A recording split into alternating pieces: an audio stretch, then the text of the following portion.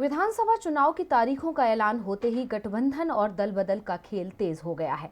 और अगर बात करें यूपी की, तो यहां गठबंधन और दूसरी पार्टी में सेंधमारी करने में सपा सबसे आगे निकलती नजर आ रही है। सपा की ओर से सत्ताधारी बीजेपी को लगातार एक के बाद एक झटके दिए जा रहे हैं। 2 दिन पहले ही स्वामी प्रसाद मौर्य ने बीजेपी का साथ छोड़कर साइकिल की सवारी की थी, तो अब एक और पूर्व मंत्री ने बीजेपी से नाता तोड़ सपा से जोड़ लिया है। चुनावों के आते ही नेताओं के बीच दल बदल का खेल शुरू हो जाता है। जो पार्टी सूबे में मजबूत दिख रही होती है और जिसकी जीतने की संभावना ज्यादा होती है, नेताओं का झुकाव उस तरफ हो जाता है। यूपी में विधानसभा चुनावों की प्रक्रिया शुरू हो चुकी है, तो ऐसे में यहां दल बदल का खेल भी अब चरम पर पहुंच चुका है और इस खेल में सबसे ज्यादा नुकसान होता दिख रहा है सत्ताधारी दल बीजेपी को, और फायदे में दिख रही है मुख्य विपक्षी दल सपा।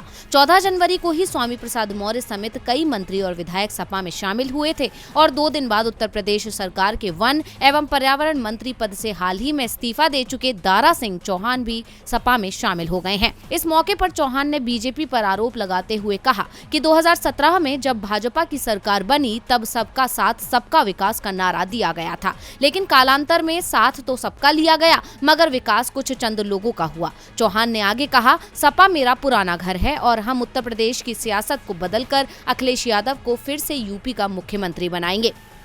चौहान के पार्टी में शामिल होने के बाद सपा प्रमुख अखिलेश यादव ने बीजेपी पर निशाना साधने के साथ जातिगत जनगणना पर बड़ा बयान भी दिया। उन्होंने कहा है कि सरकार में आते ही 3 महीने में जाति जनगणना करवाएंगे। इसके साथ ही सीएम योगी पर निशाना साधते हुए कहा कि दिल्ली वालों ने पहले ही उनकी गोरखपुर विदाई कर दी है, इन्होंने सिर्फ तोड़ने की राजनीति की है, हम लोग पॉजिटिव और विकास की राजनीति करेंगे। उन्होंने कहा कि बीजेपी झूठे सर्वे में कुछ भी दिखा सकती है, लेकिन सच्चाई हम जानते हैं और जमीन पर ये कूटे जा रही है।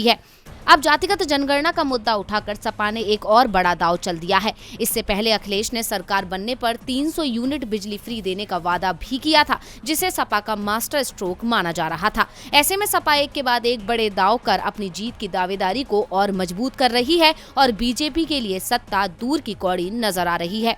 डीवी लाइव की रिपोर्ट।